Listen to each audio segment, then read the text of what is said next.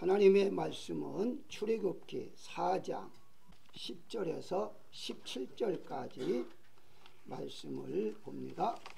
모세가 여호와께 아뢰되 오 주여 나는 본래 말을 잘하지 못하는 자이다.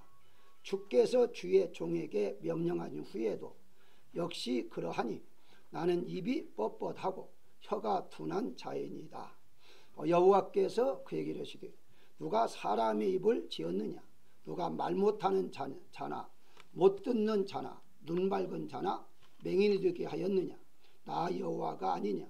이제 가라 내가 내 입과 함께 있어서 할 말을 가르치리라. 모세가 이르되 오 주여 보낼 만한 자를 보내소서. 여호와께서 모세를 향하여 노하여 이르시되 내 윗사람 내 형 아론이 있지 아니하냐? 그가 말 잘하는 것을 내가 아노라. 그가 너를 만나려 나오나니 그가 너를 볼 때에 그의 마음에 기쁨이 있을 것이라. 너는 그에게 말하고 그 입에 할 말을 주라. 내가 내 입과 그의 입에 함께 있어서 너희들이 행할 일을 가르치리라. 그가 너를 대신하여 백성에게 말할 것이니 그는 내 입을 대신할 것이요 너는 그에게 하나님같이 되리라. 너는 이 지팡이를 손에 잡고 이것으로 이적을 행할지니라. 아멘. 하나님께서 모세에게 사명을 주실 때 모세는 여러 번 하나님의 명령을 거절합니다. 본문 10절에 보게 되면 나는 원래부터 말을 잘하지 못하는 자입니다 라고 말하는 것에 대해서 신학자들은 겸손의 표현이다 이렇게 해석하는 분들이 있고요. 아니다, 열등감 때문이다 이렇게 해석하는 신학자들이 있습니다. 아마 보기에는 둘 다 맞는 것 같아요. 모세가 교만이 꺾어지고 40년 동안 광야 생활하면서 겸손해졌다 이렇게 볼 수 있겠고요. 또 너무나 오랜 광야 생활 속에 있다 보니까 바로 열등감이 생기지 않았겠는가 하는 생각도 할 수가 있습니다. 그래서 저는 오늘은 겸손보다도 열등감에 대해서 한번 초점을 가지고 말씀을 보도록 하겠는데요. 심리학자들이 말하는 것은 현대인들은 99% 이상이 열등감을 가지고 있다 그렇게 분석하고 있습니다. 반대로 아니 우월감도 있는데 다 모두가 다 열등감을 가지고 있다면 어떻게 하겠느냐 이렇게 주장한 사람들도 있는데요. 사실은 우월감이란 열등감 속에 포함되어 있는 것이기 때문에 열등감으로 해석해도 같은 거다 이렇게 볼 수가 있습니다. 그렇다면 열등감이 무엇인가 라는 것을 우리가 먼저 약간 보고 지나가도록 하겠습니다. 사람들이 이런 말을 해요. 나는 약합니다. 나는 늙었습니다. 나는 배우지 못해서 무식합니다. 뭐 이런 식으로 말하는 경우가 있습니다. 그건 열등감이 아닙니다. 그렇게 말하는 것은 현실이고 자기의 인정하는 거죠. 문제는 무엇이냐? 바로 그 다음의 문제입니다. 나는 약해서 그래서 못합니다. 나는 가난하기 때문에 못합니다. 나는 배우지 못했기 때문에 못합니다. 여기까지 가는 것이 열등감이다. 이렇게 이제 보시면 되는 겁니다. 즉 물론 그런 말 할 수 있죠. 나는 늙었으니까 못할 수가 있죠. 그런데 우리 기독교인들은 어떤 건가? 모든 것이 내가 하는 것이 아니라 하나님이 하시기 때문에 하나님께 능력을 주시고 할 수 있는 환경을 만들어 주시고 용기를 주시고 믿음을 주시기 때문에 가능한 거죠. 내가 할 수 없는 거죠. 그렇기 때문에 우리 기독교인들로서의 열등감이란 못하겠다가 아니라 하나님이 주시는 대로 할 수 있습니다 하는 것이 열등감을 극복하는 방법이다 이렇게 이제 볼 수가 있겠죠. 자, 그렇다면 열등감을 극복하는 방법이 무엇인가? 첫 번째, 하나님께서 맡겨주신 일만 생각해야 한다는 것이죠. 오늘 10절에 보게 되면 주께서 명령하신 후에도 역시 그러하니 나는 입이 뻣뻣하고 혀가 둔한 자입니다. 이 말은 무슨 말이죠? 이게 주께서 명령하신 후에도 라는 말은 먼저 또 했다는 말이죠. 먼저 하나님께서 이제 내가 애굽으로 가라 라는 말씀 했다는 거예요. 그 말씀이 여기 3장 11절에 보게 되면 바로 하나님 가라갈 때에 내가 누구이기에 바로에게 가며 이스라엘 자손을 애굽에서 인도해 내리까 라고 말하고 있어요. 조금 더 나가서 출애굽 4장 3절에서도요 지팡이가 뱀이 되는 기적을 보여주셨고 6절에 보게 되면 손에만 나병이 생겼다가 치료받는 기적을 체험했습니다. 이 정도 되면 내가 하는 것이 아니라 하나님이 하시는구나, 이걸 빨리 깨달아야 하는데 이런 경험을 하고서도 바로 못하겠다라고 말하는 거죠. 그러니까 이 말은 바로 명령한 주께서 명령했지만 이런 기적도 보여주시고 체험도 보여주셨지만 못합니다. 좀 이렇게 지금 말하고 있는 것이죠. 그렇습니다. 우리가 분명한 것은 하나님께서 하라 하실 때에 내 자신이 못할 수도 있죠. 내 자신을 살펴보면 내가 이제 무능하고 역시 할 수 있는 그런 여건도 안 되니까 못할 수도 있지만 지금 모세는요 여러 가지 지금 하나님께서 역사를 일으켜줬습니다. 하나님 하신다는 것을 보여줬어요. 그럼에도 불구하고 못하겠다라고 하는 것은 열등함 속에 있다, 이렇게 이제 볼 수가 있습니다. 대부분의 사람들은요 열등감이 오는 원인이 여러 가지 있습니다만은 가장 많이 오는 것이 작은 것 때문에 온다고 그래요. 작은 것. 예를 들어서 돈이 없다는 것도 작다는 속에 들은 거 아닙니까? 없다, 작다, 이런 데서 온다는 건데요. 하나님께서는요 모세를 깨우치기 위해서 지팡이를 던지라 그래요. 뱀이 됐죠. 그런데 하나님이 지팡이에 던진 뱀을 꼬리를 잡으라는 거예요.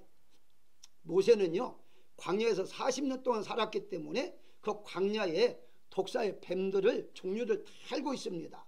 그리고 뱀을 잡을 때에는 절대 꼬리를 잡으면 안 돼요. 여러분 인터넷 들어가서 서치해보면 알지만 뱀꾼들이 잡으면 반드시 머리부터 잡지 꼬리 잡지 않습니다. 꼬리 잡게 되면 금방 물릴 수도 있고요, 아니면 빠져나갈 수도 있어요. 그 머리를 잡아야 하는데 하나님은 상식 밖으로 꼬리를 잡으라는 거예요. 그러면 어떻습니까? 그게 바로 믿음이 필요하다는 것이고 하나님이 하는 것을 의지하라, 맡기라는 것과 같은 거죠. 하나님께서는요 우리의 상식을 벗어나서 하나님 일을 하는 것이죠. 우리의 상식대로 할 때도 있습니다만은 때로는 상식을 벗어나서 할 때도 있어요. 결국 가서는 어떻습니까? 꼬리를 잡았는데 바로 지팡이가 됐어요. 놀라운 일이죠. 물리지 않은데 물리지 않고 지팡이가 됐다는 거죠. 뭘 의미하죠? 하나님은 총과 칼과 창으로 애굽에서 이스라엘 백성들을 인도해내는 분이 아니라 바로 내가 약하다 할지라도, 내가 못한다 할지라도, 너는 지금 지팡이망 때 못한 약한 자 할지라도 하나님이 하시면 가능하다는 것을 지금 알려주고 있는 것이죠. 모세 입장에서는요 그 애굽에서 자기 백성을 이끌어내는 데는요 큰 군대가 필요했어요. 그리고 이제 힘이 필요하죠. 일반적인 상식이죠. 근데 하나님께서는 아니야, 이 지팡이만 가지고도 얼마나 네가 할 수 있어. 여러분 알다시피 지팡이를 가지고서 10가지 재앙을 내리잖아요. 지팡이만 들고 지팡이에 명령하면 다 기적의 역사가 일어났잖아요. 자, 무엇을 의미합니까? 바로 인간의 상식을 벗어나서 하나님이 하신다, 하나님의 일이다, 나의 일이 아니다, 내가 하는 것이 아니다, 하나님의 일은 하나님이 하신다, 이것만 분명히 알고 있다면 열등감은 얼마든지 벗어날 수가 있다. 다시 말씀드리면 나는 못합니다 하는 말을 할 필요가 없다는 거죠. 나는 못하지만 하나님은 하신다라는 그런 믿음과 용기가 생겨날 수가 있다, 이렇게 이제 보시면 되는 것입니다. 따라서 여러분들이 하나님 일을 할 때는요 나는 못합니다가 아니라 하나님이 하십니다, 하나님께서 나를 통해서 하실 수 있습니다라는 그런 믿음을 가지고서 약한 열등감에 사로잡히지 않는 여러분들이 되시기를 주의 이름으로 축원합니다. 두 번째는 하나님이 주신 창조의 기능을 인정하라는 거예요. 열등감을 벗어나는 방법은 하나님이 주신 창조, 무슨 말이죠? 11절에 누가 사람의 입을 지었느냐라고 말을 하죠. 자, 여기 지었다는 의미는 무엇입니까? 지었다 그러면 금방 이해를 하면 만들었다 하는 말이잖아요. 그런데 원문에 보게 되니까 기능을 의미합니다. 기능. 다시 말씀드리면 입을 주신 목적, 기능이 무엇이냐? 입은 음식을 먹는 거예요. 그 기능이에요. 말하는 게 입의 기능이에요. 다시 말씀드리면 하나님께서 다시 이어서 말하잖아요. 11절에 못 듣는 자나 눈 밝은 자나 맹인이 되게 하나 누가 하느냐? 나 여호와다 그러잖아요. 다시 말씀드리면 코가 있다 할지라도 코가 기능이 뭐예요? 냄새 맡는 거잖아요. 근데 냄새를 맡게도 할 수 있고 맡지 못하게 할 수도 있다는 거예요. 입이 있다 할지라도 말을 하게 할 수도 있고 말하지 못하게 할 수도 있다는 거예요. 누가? 그 기능은 누가 하시느냐? 하나님 하신다는 거예요. 그러니까 모세 너는 입만 가지고 있으면 된다는 거예요. 또 입 있지 않느냐? 그러면 입만 가지고 가면 그 입을 열고 닫건 누가 하느냐? 내가 할 것이다. 그러니까 바로 앞에 서서 네가 뭐 무슨 말 할까 할 생각할 필요가 없다. 내가 말하게 해서 말할 수 있도록 할 것이다. 이건 아닙니까? 결국 그것은 그렇습니다. 우리가 나 자신을 바라보니까 이것도 못합니다. 저것도 못합니다. 이렇게 말할 수 있는데 하나님이 나를 통해서 할 수 있는 기능을 하나님이 하신다. 그렇게 할 때에는 얼마든지 가능하다는 거예요. 다시 한번 본문에 출애굽기 3장 4절에 보게 되면요. 여호와께서 모세를 부를 때에 모세야 모세야 라고 부릅니다. 두 번을 불러요. 성경에 두 번 부를 때는요 강조하고요, 세 번 부를 때는 완벽한 것을 의미해요. 그래서 요한복음에 보게 되면 진실로 진실로라는 말씀이 계속 언급을 해요. 하나님께 예수님께 말씀하실 때마다 진실로 한마디 아니고 진실로 진실로 이렇게 두 번 하고 있거든요. 원문에 보게 되면 아멘입니다. 아멘 아멘. 그 말은 무슨 말입니까? 내가 지금 너희들에게 하는 말은 다 아멘이다. 다 응답이다. 실제다. 그것을 먼저 하는 거예요. 아멘. 하나님께서 여러분들에게 무슨 일을 맡겼을 때에 그 일을 감당케 하신 분은 하나님이시다는 거죠. 그러니까 아멘하고 받아들여야 한다는 거예요. 네가 왜 순종하지 않느냐? 내가 할 건데 네가 하는 게 아니라 내가 하는데 왜 아멘하지 않느냐? 지금 그 말이거든요. 그러면서 모세야 모세야 부릅니다. 여러분 이 모세에 대해 한번 생각해 보실까요? 과연 모세야 라고 부를 사람이 40년 동안 몇 번이나 있었겠는가? 양을 치면서 집에서 장인이 모세야 부를 수 있겠죠. 아내가 모세야 부른다면 좀 힘들 겁니다. 남편이다 보니까. 그렇다면 모세라는 소리를 그렇게 많이 듣지 못했을 거예요. 아마 양을 쳤기 때문에 양의 이름을 하나씩 하나씩 부를 수는 있을 거예요. 근데 양이 모세를 부를 때 어떻게 부를까요? 모세야 양이 불렀겠어요? 음매했겠죠. 어쨌든 그런데 갑자기 모세야 하는 음성을 들을 때에 얼마나 놀랐겠어요. 전혀 듣지 못했던 그런 거. 그게 무엇을 의미하죠? 하나님께 이름을 부르시니까 아 나를 아직도 잊지 아니하고 기억하고 계셨구나 하는 것을 알게 되었던 것이죠. 그러면서 이제 하시는 말씀이 바로 내가 너와 함께 하겠다라고 지금 말씀하고 있는 건 아닙니까? 그렇습니다. 하나님께서는요 우리 입을 만들 때에 입을 열어 말할 때마다 그 말하는 것이 이루기 현실이 되게 하기 위해서 하나님이 우리에게 언어를 주신 거죠. 그렇기 때문에 우리가 언어를 사용하는 것은요 그대로 되어지도록 말씀하도록 우리에게 그 근육을 줬다는 것인데 에베소서 2장 10절에 보게 되면요 이런 말씀이 있어요. 우리는 그가 하나님이십니다. 만드신 바라 선한 일을 위하여 지으심을 받은 자니 라고 해요. 근데 여기 보게 되면 만드신 바라 그리고 지으신다 그건 같은 단어로 생각하는데요 달라요. 이 단어가 무슨 말이냐?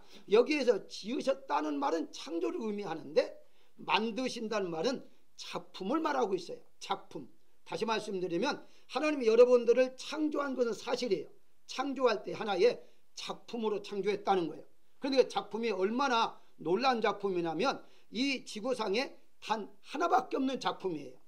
쌍둥이도요 일란성 쌍둥이도요 보기에는 똑같아 우리가 얼굴 볼 때에는. 그런데 전혀 유전자가 다 다릅니다. 하나님은요 이 지금 지구에 73억이 있다고 그래요. 똑같은 사람 한 명도 없습니다. 대단한 거죠. 여러분들이 지구상에 있는 물건이 없을수록 귀할수록 값어치는 올라갑니다. 그런데 여러분들이 한 명이라고 할 때에 얼마나 가치가 있겠어요. 이렇게 가치가 있는 사람인데 나는 못합니다, 나는 무능합니다 이런 말 할 수가 있겠어요? 가치 있는 사람을 하나님이 만들어 주셨는데 그렇기 때문에 하나님께서 모세야 라고 했을 때에는 어떤 말이죠? 너는 하나밖에 없는 나의 작품이야. 내가 너를 이렇게 사용하기 위해서 만들었고 이 세상에 보낸 거야 라는 좀 말씀을 하고 있는 거죠. 여러분 한번 생각해 보십시다. 여러분은 하나밖에 없다는 거. 여기 서 있는 명구도요, 이 세상에 하나밖에 없어요. 여러분 자신들이 하나밖에 없다는 거예요. 그 하나밖에 없는 그렇게 만든 분이 누구냐? 작품이에요. 그래서 새 번역에서는 어떻게 번역을 했냐면은 걸작품으로 번역해요. 작품이라고 번역하지 않고 걸작품, 아주 유능한 작품으로 번역하기도 해요. 우리가 흔히 말하는 대로 이제 하나님께서 이렇게 작품으로 만들어줬는데도 불구하고 나는 아무것도 아니야, 나는 쓸모없는 사람이야, 이런 말 할 때 하나님께서는 얼마나 기분이 상하시겠어요. 다시 이 출애굽기 3장 11절에 보게 되면 내가 누구에게 바로에게 가며 라는 말을 하잖아요. 만약에 모세가 하나님이 단 하나밖에 없는 작품으로 나를 만드셨다는 것을 알았더라면 누구이게 라는 말을 하지 않을 거예요. 내가 누구이게, 아니 내가 누굽니까? 하나님의 자녀잖아요. 여러분 누굽니까? 하나님의 자녀예요. 그런데 내가 누구이기에 바로 앞에 가며 라는 말을 지금 하고 있어요. 그렇습니다. 하나님께서 다시 말합니다. 오늘 본문 11절에 누가 사람의 입을 지었느냐? 내가 지었지 않느냐?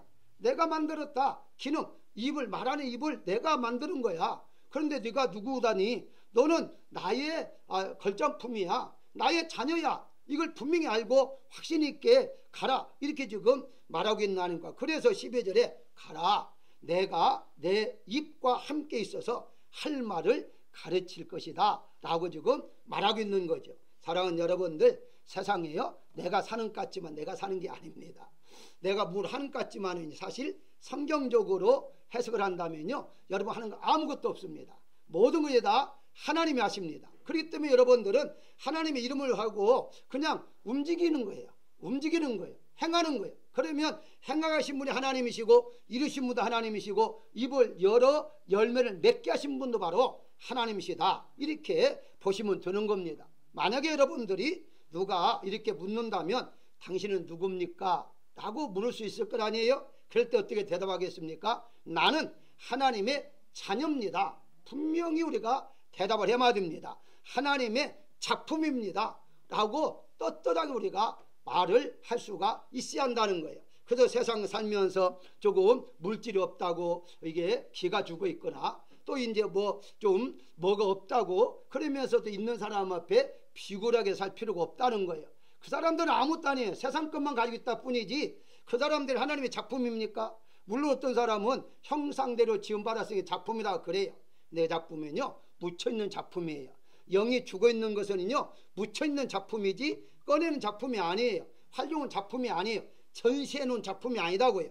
여러분이 이미 전시해놓은 작품이고요, 많은 사람이 보면서 이제 탄성을 부르는 너무 아름다운 작품이야 라는 그런 모습이죠. 그런데 이런 작품을 누가 만들었느냐 라는 거죠. 그게 바로 하나님이 여러분들을 만들었다는 거. 이 세상에 어떤 것도 비교할 수 없는 아름다운 작품으로 만들었는데 우리가 조금 약하게 살 필요가 없다는 것이죠. 그래서 여러분들은 당당하게 사시도 하나님 나를 창조했다, 그런데 나의 모든 말하는 기능까지도 하나님이 창조했다는 것을 믿으셔서 떳떳하게 사시는 여러분들이시기를 주의 이름으로 축원합니다. 세 번째 생각할 것은 열등감을 극복하기 위해서는 하나님 주시는 능력을 의존해야 한다는 것인데 13절 주여 보낼 만한 자를 보내소서, 또 다시 거절을 하죠. 자, 예를 한번 들어볼까요? 이 말이 잘못됐다는 것을 제가 한번 말씀을 드리겠습니다. 모든 경기가 마찬가지지만 축구를 한번 예를 들어 보겠습니다. 축구 경기를 하다 보면요, 이제 그 12명이라면 12명 한꺼번에 보내는 것도 아니고 그 다음에 이제 뒤에 예비 이제 선수들을 놓아둬요. 그 다음에 누가 예를 들어서 1번이 뜨다가 좀 지칠 것 같으면 다른 선수를 교체를 합니다. 교체할 때에 예비 이제 그 선수들이 뛰기 위해서 이제 기다리고 있을 때에 몇 번 불러요. 부르면서 교체. 그러면 그때에 나 싫어요, 나는 그냥 앉아서 구경만 할래요. 그 선수가 아니에요. 구경하는 사람은 관중 속에 있는 사람들이지 지금 선수를 뛰기 위해서 나온 사람은 아니에요. 하나님께 지금 여러분이 이 세상에 보낸 건요, 이 세상에 선교사를 보낸 거예요. 선교사를 보냈기 때문에 선수를 보냈다는 거죠. 선수를 교체할 때 하나님께서 가라, 그러면 가야 하는데 보낼 만한 사람 보내소서 라고 말할 필요가 없다는 거죠. 아니 보낼 만은 아니 감독이 알아서 보낸다니까요. 감독이 알아서 어떤 몇 번을 빼고 몇 번을 넣겠다 해서 감독이 알아서 하는 것이지 자기가 싫다 자기가 뛰겠다 이런 권한이 없다는 거예요. 그런데 어떻습니까? 이 모세는 보낼 만한 자를 보내달라라고 지금 말하고 있는 거지. 그러니까 하나님께서 14절에 모세를 향하여 노하여 이르시되, 화가 났다는 거예요. 노하여 이르시되 내 형 아론 있지 아니하냐, 그의 말 잘함을 내가 아노라. 그러면서 형 아론과 함께 가라 라고 지금 말하고 있는 것이죠. 더 이상 핑계를 댈 수 없도록 하나님께서 아론까지 준비해 놓으신 것을 볼 수가 있습니다. 사실은요, 모세가 겸손해서 하나님 말씀으로 이해를 할 수가 있지만 겸손이보다도 여러 가지 측면에서 지금 약해진 거예요. 40년 동안 양을 치다 보니까 과거에 젊었을 때에 내가 한번 내 민족을 해방시켜야겠다 이런 마음들이 약해진 거예요. 우리가 일을 하다 보면 주위 일도 마찬가지거든요. 잘못할 때 열심히 하다가 나이가 들면 점점 약해져 가지고 나 지금 기도도 못하고 찬송도 못하고 이런 분들이 있는데요, 약해지지 말라는 거예요. 왜? 하나님이 하신다는 것을 분명히 말씀하고 있는데요, 그러다 보니까 모세에게 너 형 아론 있지 않느냐 그렇게 말하는데, 눌렸든지 어떤지 하나님이 좀 나타났잖아요. 하나님께서 내가 너 함께 하겠다는데 그런데도 불구하고 약한 마음을 지금 이렇게 터놓을 수밖에 없다는 걸 아닙니까? 여기에 보게 되면요, 이 모세가 약한 사람이 절대 아니었어요. 말도 못한 사람이 아니었어요. 이게 말 못한다는 말은요, 우리가 흔히 말하는 이게 지금 대화라는 말이 아니에요. 그때 당시에는요, 왕자가 되면 반드시 세 가지는 필수 과목으로 배우는 게 있습니다. 그 첫 번째 웅변이에요. 웅변인데 왕은 연설을 차려야만이 그 백성들을 한 마음으로 묶어놓기 때문에 웅변은 반드시 가르칩니다. 그러고 난 다음에 법을 가르쳐요. 법. 왜냐하면 법으로 다시 하면 되기 때문에 그래요. 그러고 난 다음에 정치를 가르칩니다. 그러니까 웅변이 첫 번째예요.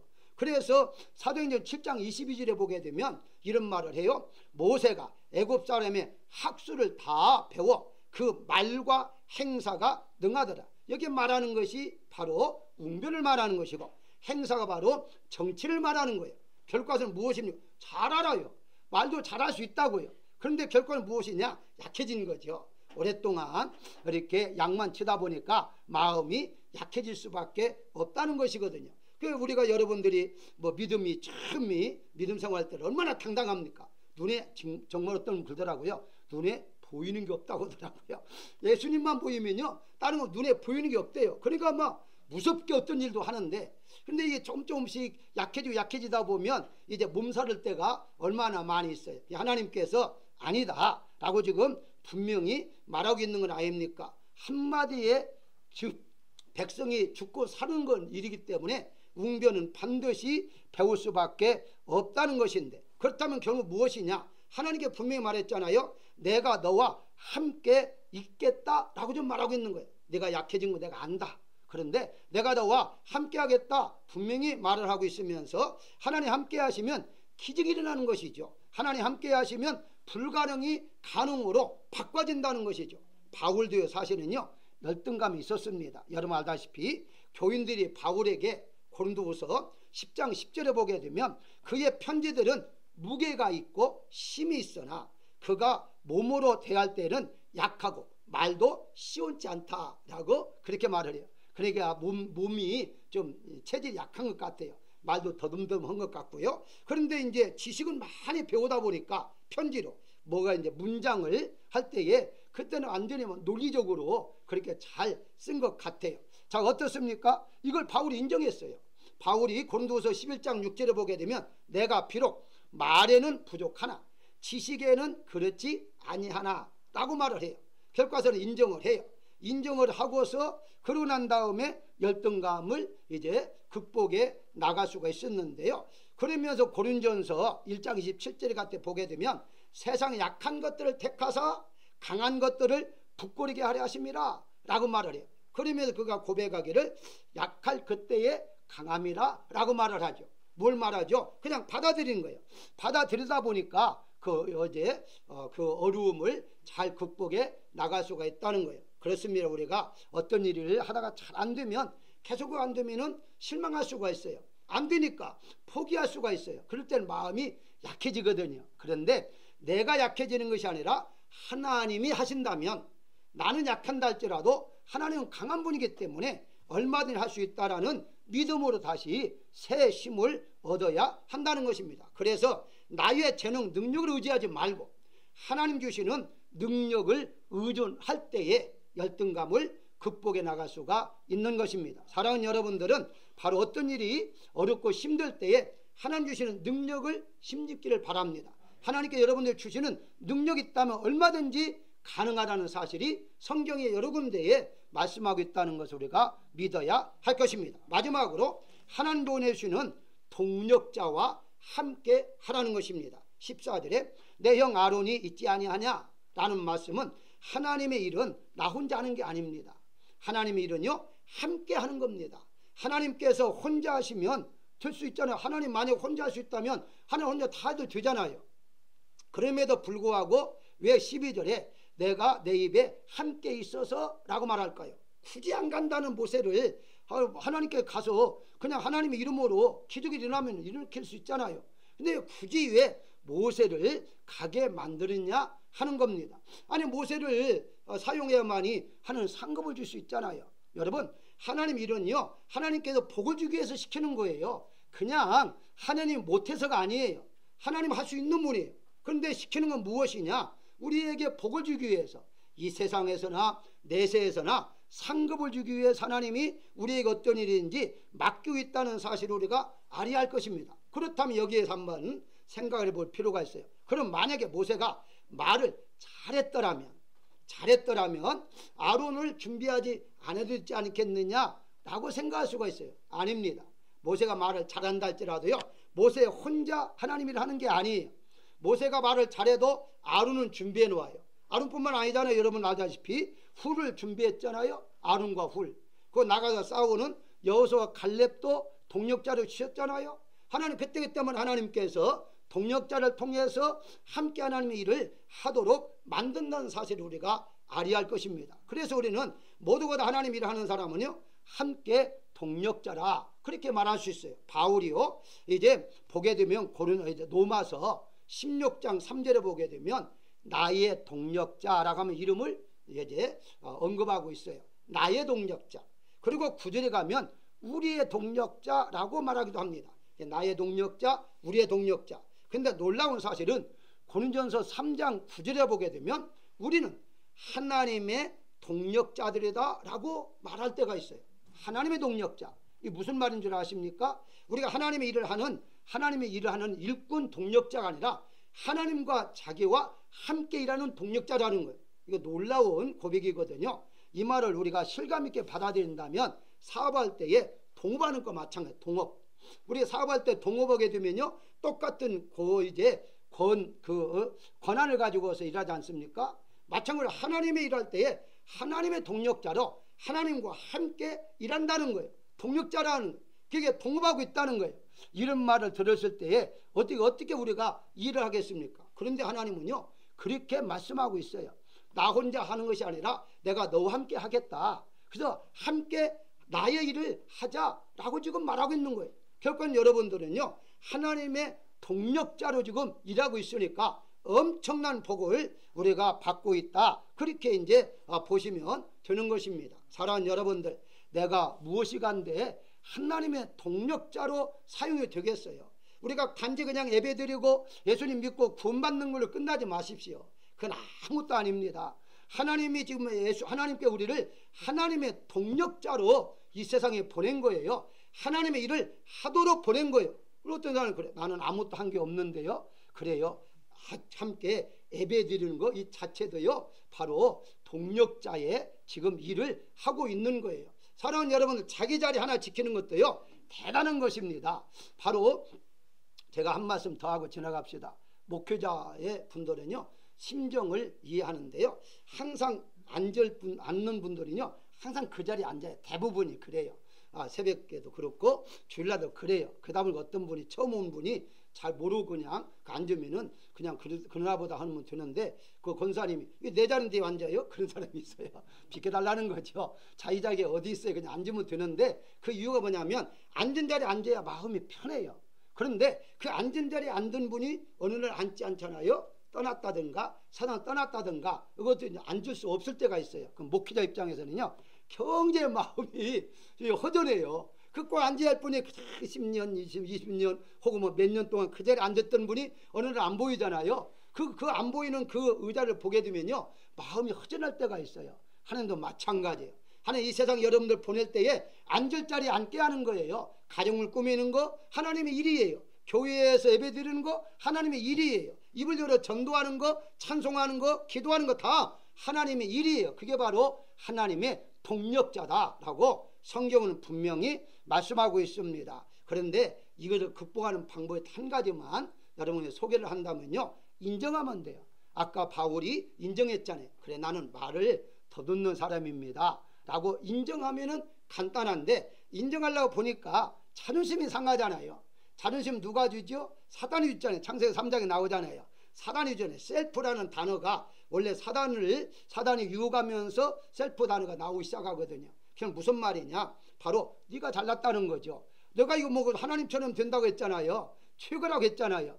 그런데 내가 인정하면 내가 못났다, 내가 없다, 이렇게 못 배웠다라고 인정해버리면은 뭔지 모르게 자존심이 상한 것 같고 상대방이 무시한 것 같잖아요. 그러다 보니까 인정을 못하니까 더욱더 열등감이 더 강해질 수밖에 없거든요. 예를 하나 들어볼까요? 만약에 이건 애입니다. 키가 작아서 자꾸 놀림을 당한다.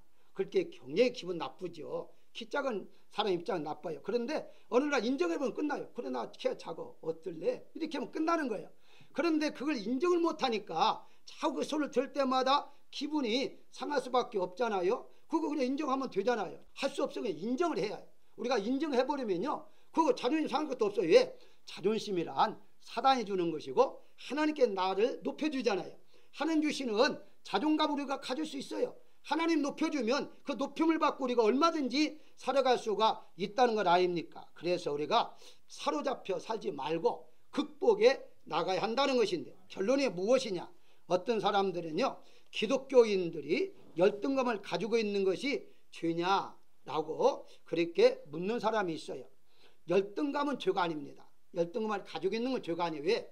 아까 서론적으로 말씀한 대로 누구든지 다 죄를 범함으로 말미암아 인간은 죽음으로 가기 때문에 약할 수밖에 없어요. 그러니까 약함이라는 것 자체가 열등감이잖아요. 그런데 그 열등감을 가지고 빠져 있으면 안 된다는 거죠. 열등감에 빠져서는 안 되는. 다시 말씀드리면 아까 말씀한 대로 우리가 열등감 속에서 인격이 바로 이제 정말 사람다운 모습이 나와야 하는데 사람 모습이 안 나오는 거, 빠져 있으면 그래요. 그렇게 되면 그게 잘못된 거죠. 한마디로 나는 아무것도 할 수 없다, 이거는 좋아요. 나는 아무것도 아니다 하니까는 좋아요. 그런데 그게 바로 잘못된 것이 아니라 하나님이 함께 하시면 존귀한 자가 되고 능력자가 되고 모든 걸 할 수 있다라고까지 가져야 한다는 거예요. 난 아무것도 할 수 없다는 것은 사단의 역사예요. 넌 아무것도 못해. 네가 뭘 해? 네 능력으로 뭘 할 거야? 뭐 예수 믿는다고? 그런데 어떻게 할 건데? 이런 건 다 사단의 속삭임이에요. 그런데 하나님은 아니야. 너는 그렇게 약할 수밖에 없지만 내가 너와 함께 한다면 너는 가능하잖아. 바로 이것이 바로 하나님의 말씀이라는 사실이에요. 그렇기 때문에 열등감에 사로잡혀서는 안 되며 하나님이 나와 함께 하시고 하나님이 나와 역사하신다면 뭐든 가능하다라는 그런 믿음으로 우리가 살아가야 한다는 것인데, 예수님께서도요, 마가복음 9장 23절에 할 수 있거든이 무슨 말이냐? 믿는 자에게는 능히 하지 못할 일이 없다라고 분명히 말하잖아요. 믿는 자. 왜 그럴까요? 하나님 함께 하니까. 이 바울도요, 빌립보서 4장 13절에 내게 능력 주신 자 안에서 내가 모든 것을 할 수 있다라고 선언을 해요. 자, 다시 말씀드립니다. 사단은요, 너는 못한다고 그래요.